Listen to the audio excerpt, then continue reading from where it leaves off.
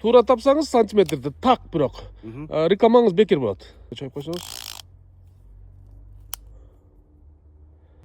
Могу канча сантиметр болот деп ойлойсуз? 51. 51 болгондо рекламаңызды бекер тартмакмын. 42 болуп. 42. Каракош шаарынан үй салам деп участок издеп жүргөндөр болсо, проезд Ленинде 4,5 соток участок сатып атат. Бул Ленин көчөсү менен Имеристе ылды келгенде эле. Ылды көздөй кеткен жерден мына Имеристтерге туз эле өйдө кетип каласыңар. Аренжерге бул мына Элдан тегирмен тарапта узун туурасы 15ге 30 болгон мына тетигил жерде участок сатып атат. Ичинде алма бак бар, суу бар.